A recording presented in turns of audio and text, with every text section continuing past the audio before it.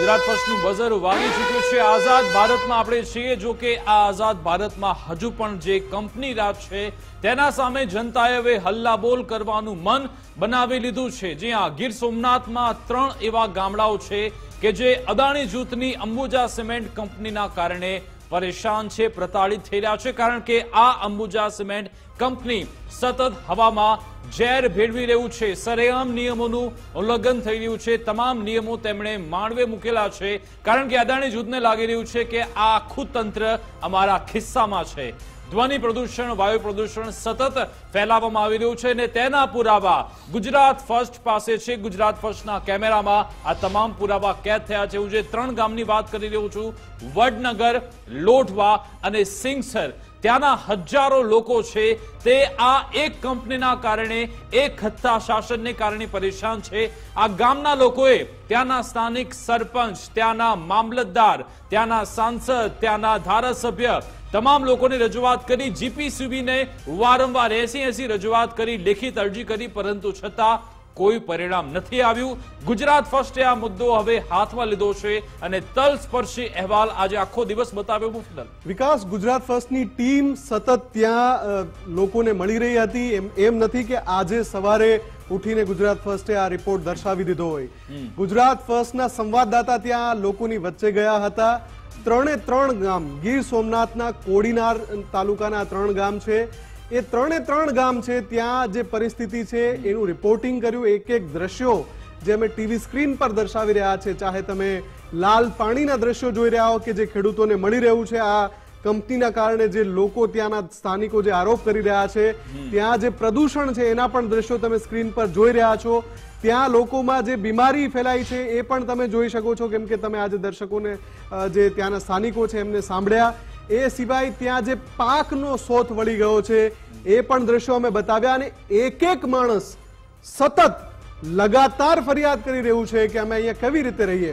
ગુજરાત ફર્સ્ટનો સવાલ એ છે કે જે સાહેબોની જવાબદારી છે, ચૂંટાયેલા પ્રતિનિધિ અને વહીવટી પ્રતિનિધિ સાહેબો, તમે શું આ ગામમાં રહેશો આ સ્થિતિમાં? જે દ્રશ્યો અમે બતાવી રહ્યા છે, લોકોના ઘર સિમેન્ટથી ભરાઈ જાય છે, લોકોના પાક સિમેન્ટથી ભરાઈ જાય છે। શું તમે આ જગ્યાએ રહેવાના છો? શું તમે તમારું ઘર ત્યાં બનાવશો? શું તમે તમારું આશિયાનું ત્યાં બનાવશો? તમારી વાડી હશે તો ત્યાં તમે પાક ઉગાવશો? કેમ કે આ બધા સવાલ આઝાદ ભારતના એક નાગરિકના છે। એ નાગરિક ભલે એક સામાન્ય માણસ હોય, પણ એની જિંદગીનો સવાલ છે, એમની રોજગારીનો સવાલ છે, એની આજીવિકાનો સવાલ છે, એની ખેતીનો સવાલ છે, એની જમીનનો સવાલ છે। સવાલ ઘણા બધા છે, પરંતુ જવાબ એટલા માટે નથી મળતા આ બધાના મોઢા એટલા માટે સિવાય જાય છે કારણ કે નામ આવે છે એક કંપનીનું અને એ નામ છે અદાણી।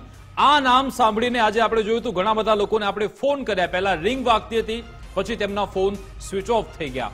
કલેક્ટર અહીંયા કહેતા હતા કે હું જવાબ આપીશ, પરંતુ તેમણે આજના દિવસમાં એક પણ પ્રતિક્રિયા આપી નથી। કહી રહ્યા છે કે હવે હું બીજી મેટરમાં હું વ્યસ્ત છું, તેના કારણે થોડું પરેશાન છું। સવારથી આ જ્યારે આ મેટર આપણે ચલાવી, જ્યારે આ ન્યૂઝ આપણે ચલાવ્યા, રિપોર્ટ દર્શાવ્યો, ત્યારથી જૂનાગઢના સાંસદનો સંપર્ક કરવાની કોશિશ કરી, ત્યાંના જે રાજેશભાઈનો, ત્યાંના જે ધારાસભ્ય છે પ્રદ્યુમન વાજા, એમની સાથે વાત કરવાની કોશિશ કરી।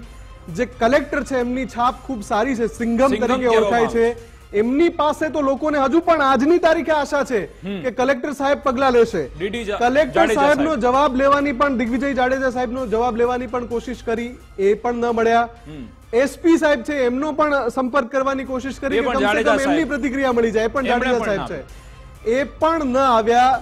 આ આખા મુદ્દામાં ભગવાન બારડે એમને ફોન ઉપાડ્યો, વાત કરી અને ભગવાનભાઈએ જે કહ્યું ઓન રેકોર્ડ, એમણે એવું કહ્યું કે મને કોઈ રજૂઆત નથી મળી। અરે સાહેબ, તમારા જ વિસ્તારના 2 ગામ છે, એમાં તમારા મત વિસ્તારના 7 વખત મુખ્યમંત્રીને પત્ર લખાયો છે, 7 વખત ઉપર સુધી રજૂઆત થઈ છે અને ધારાસભ્યો છો, આપને ખબર નથી? વિધાનસભામાં મામલો ઉઠી ચુક્યો છે, જે પૂર્વ ધારાસભ્ય છે મોહનભાઈ, ત્યાં ખુદ આ મામલો ઉઠાવી ચુક્યા છે। મોહનભાઈનું બ્રેકિંગ ચલાવો, મોહનભાઈનું બિલકુલ। અને એ વખતે પણ જીપીસીબી થોડી એક્ટિવ થઈ હતી અને તપાસનું નાટક કર્યું હતું ને પછી સેમ્પલ લેવાનું તરકટ રચ્યું હતું।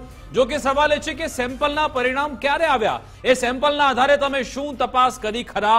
આ આખો વિસ્તાર છે જે લીલોછમ હોવો જોઈએ તેની જગ્યાએ ભૂરો થઈ ગયો છે, કારણ કે ચારે બાજુ સિમેન્ટના થર જામેલા છે. જે ભૂગર્ભ જળ છે તે બરબાદ થઈ રહ્યા છે, કારણ કે જમીનોમાં જે મશીન ખોપવામાં આવ્યા છે તેના કારણે ભૂગર્ભ જળ બરબાદ થઈ રહ્યા છે. લાલ પાણી ઘરો સુધી દ્રશ્ય આપણે બતાવ્યું છે. 100 થી વધારે લોકોના બયાન આપણી પાસે છે, અને જ્યારે આ મુદ્દા પર એમ સવાલ ઉઠી રહ્યો હતો કે ભાઈ કોઈ દસ્તાવેજી પુરાવા છે ખરા? ખુદ એ વિસ્તારના ધારાસભ્ય મોહન વાળાનું નિવેદન હવે મારે સંભળાવવું છે. પૂર્વ ધારાસભ્ય કોડીનારના 2021માં એમણે વિધાનસભામાં મુદ્દો ઉઠાવ્યો હતો અને એમણે કહ્યું હતું કે અંબુજા સિમેન્ટના કારણે આજુબાજુના લોકોની જિંદગી નર્ક થઈ ગઈ છે, પગલા લેવાતા નથી. એમનું જે વિધાનસભામાં રેકોર્ડ પર જે નિવેદન છે એ પહેલા આપણે સાંભળી લઈએ. હું મારા મત વિસ્તારની વાત કરું સાહેબ, તો અંબુજા સિમેન્ટ કંપની છે, એ અંબુજા સિમેન્ટ કંપની તરફથી જે કોલસો મંગાવવામાં આવે છે વિદેશથી, અને વિદેશથી કોલસો મંગાવવામાં આવે છે ત્યારે પરિવહન દ્વારા પણ રસ્તામાં ખેડૂતોના ખેતરોમાં ખૂબ ઉડે છે.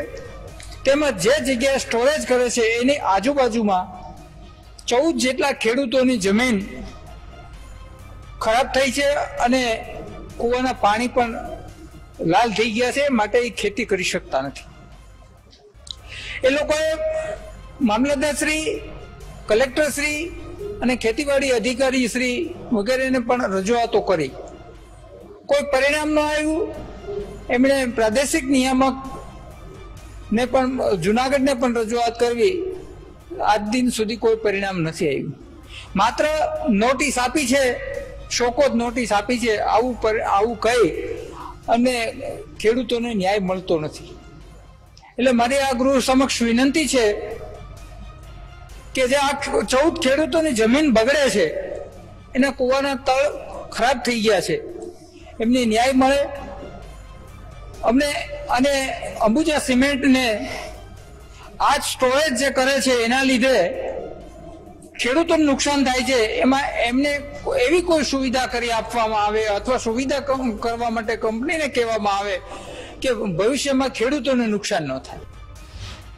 વિકાસ, આ મોહન વાળાના શબ્દો છે જે વિધાનસભામાં રેકોર્ડ ઉપર છે. એમણે જે એક શબ્દ બોલ્યા 2021માં, આજે 2024માં ગુજરાત ફર્સ્ટ જ્યારે આ રિપોર્ટ દર્શાવે છે ત્યારે એની એ જ પરિસ્થિતિ છે.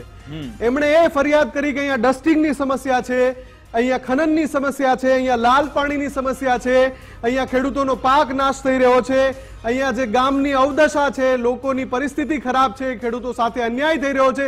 આ બધું એક ચૂંટાયેલા પ્રતિનિધિએ ગુજરાતની વિધાનસભામાં કહ્યું હતું, 2021માં કહ્યું હતું.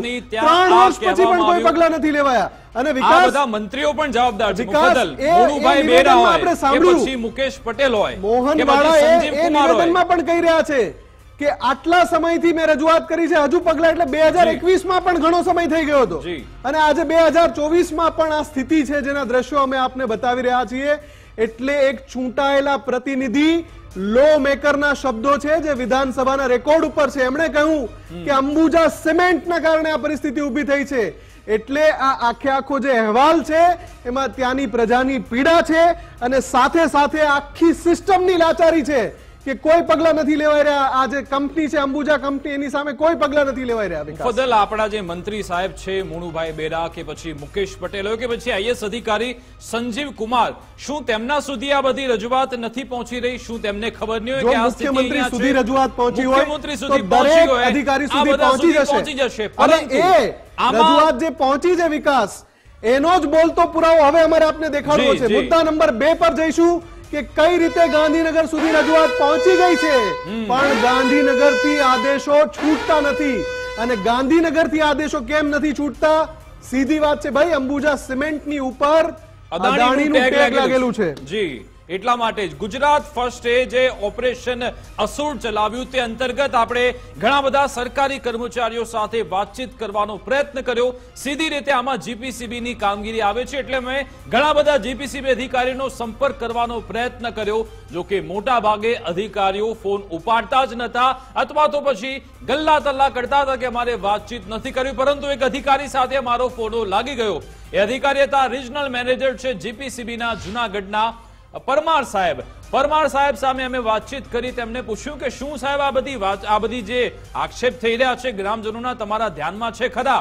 અધિકારી સાહેબે કહ્યું હા મને ખબર છે, અમને રજૂઆત હતી, અમે પહોંચ્યા હતા. અધિકારી સાહેબ પોતે કહી રહ્યા છે કે મેં ત્યાં લાલ પાણી જોયું છે, મેં ત્યાં આ ડસ્ટિંગની સમસ્યા છે, મેં જોયું છે. રોજકામ તેમણે કરેલું છે. નિયમો મુજબ જ્યારે સ્થળ તપાસ થાય અને ત્યાં એવી બાબતો જોવા મળે કે જ્યાં પ્રદૂષણના નિયમોનો ભંગ થઈ રહ્યો છે તો એનું રોજકામ થતું હોય છે અને એક ડિટેલ્ડ રિપોર્ટ, વિસ્તૃત તપાસ અહેવાલ તૈયાર કરવામાં આવતો હોય છે.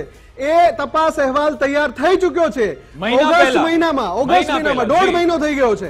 એ તપાસ અહેવાલ ગાંધીનગર મોકલી દેવાયો છે પણ ગાંધીનગરથી આદેશ છૂટતા નથી. વિકાસ, તમે જેમની સાથે વાત કરી હતી થોડો અંશ એ વાતચીતનો સાંભળીએ કેમ કે ખૂબ લાંબુ કન્વર્ઝેશન છે પણ જે મહત્વના પોઈન્ટ્સ છે આપણે સાંભળી લઈએ.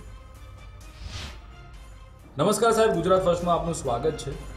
ગીર સોમનાથમાં 3 ગામડા છે, વડનગર, પછી સિંગસર અને લોઠાણ. આ 3 જગ્યાએ જે અંબુજા સિમેન્ટનો પ્લાન્ટ છે તેના કારણે પોલ્યુશનની ખૂબ સમસ્યા છે, લાલ પાણી આવે છે, જમીન ધોવાઈ રહી છે તેવો ગ્રામજનોનો આક્ષેપ છે. શું આ બાબત આપના ધ્યાનમાં આવી છે? આ બાબતે જીપીસીબીને વખતો વખત આસપાસના ગ્રામજનો દ્વારા ફરિયાદ મળેલ છે અને એ બાબતે જીપીસીબી દ્વારા અંબુજા સિમેન્ટનો પ્લાન્ટ જે વડનગર ખાતે આવેલો છે અને તેમની જે માઇન્સ છે એ સિંગસર અને બરવલા ગામે આવેલ છે તે જગ્યાએ વિવિધ તપાસ કરેલી હતી અને જે તે વખતે તેને સોકોઝ નોટિસ અને નોટિસ ઓફ ડાયરેક્શન સહિતના પગલાં લઈ અને એક્શન લેવામાં આવેલ છે. તો એટલે ગ્રામજનો એવું જ કહી રહ્યા છે કે સાહેબ તમે દર વખતે કારણદર્શક નોટિસ આપો છો, 3 થી 4 વાર ફક્ત નોટિસ જ આપી છે પણ એના પછી કોઈ કામગીરી થતી દેખાતી નથી કે પોલ્યુશનની સમસ્યા તો જેમની તેમ જ છે.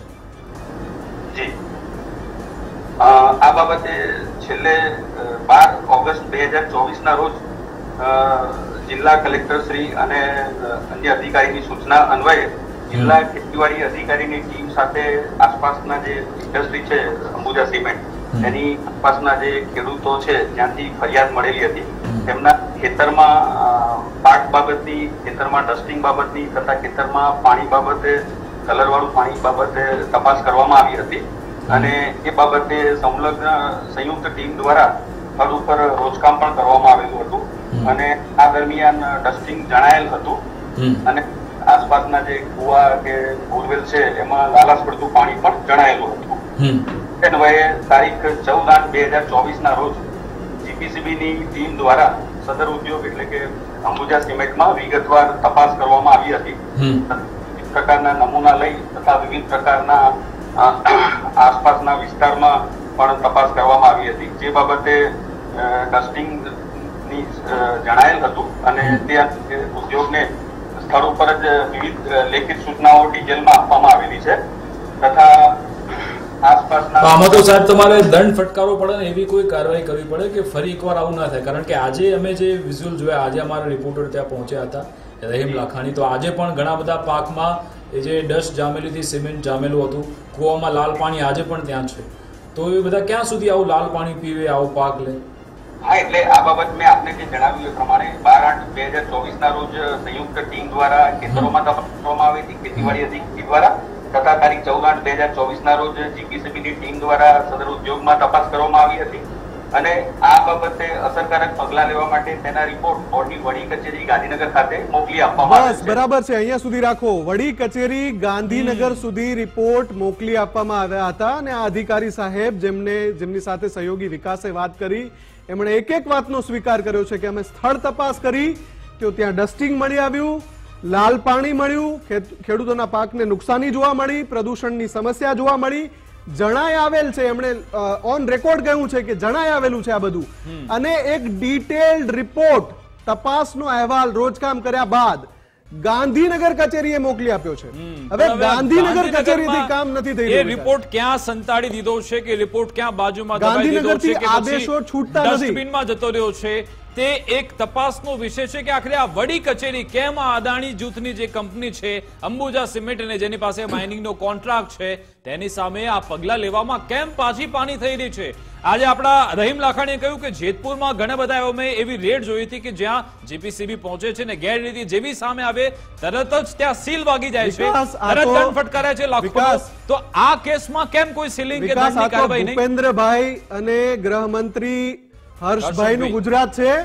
કાલે અમદાવાદમાં અસામાજિક તત્વોએ તલવાર ઉઠાવી ને આજે એમને બરાબરની સર્વિસ થઈ ગઈ કે અહીંયા તમારું આવું નહીં ચાલે. એટલે આ ભૂપેન્દ્રભાઈનું ગુજરાત છે. એટલે એ ગુજરાતમાં ગાંધીનગરની જીપીસીબી જે વડી કચેરી છે ત્યાં રિપોર્ટ કેમ ફસાયો છે? જી. સૌથી મોટો સવાલ આ છે. કેમ એ જીપીસીબી ની કચેરીએથી પગલા નથી લેવાઈ રહ્યા જ્યારે અધિકારી ખુદ સ્વીકાર કરી રહ્યા છે, ધારાસભ્ય વિધાનસભામાં કહી રહ્યા છે. આ બધી બાબતોના તસવીરી બોલતા દ્રશ્યોમાં પુરાવા છે. એનો જવાબ અને કદાચ નાગરિકોની ફરિયાદો છે. આઈએસ અધિકારી રણજીતસિંહ બારડ અને સંજીવ કુમાર આ બે અધિકારીઓ છે, તેમના સંલગ્ન આ ખાતું આવે છે જીપીસીબી નું. કદાચ તે જ યોગ્ય જવાબ આપી શકે આખરે કેમ ત્યાંથી મહિનો વીતી ગયો છે છતાં પણ તપાસ થતી નથી, કોઈ એક રિપોર્ટ પણ જાહેર થતો નથી કે હા ભાઈ અમારી પાસે આ રિપોર્ટ આવ્યા છે અને અમે આ અંગે હવે તપાસ કરવાના છે અથવા તો કોઈ કાર્યવાહી કરવામાં આવશે. જોવાનું રહેશે મુફદ્દલ. આપણે તો આ છેડો છોડવાના નથી જ્યાં સુધી અહીંયાના લોકોને ન્યાય નહીં મળે ત્યાં સુધી આ લડત ચાલુ ગુજરાત રહેવાની. રજૂઆત અને અહેવાલ ચલાવતું જ રહેશે. હવે આગળ વધીશું.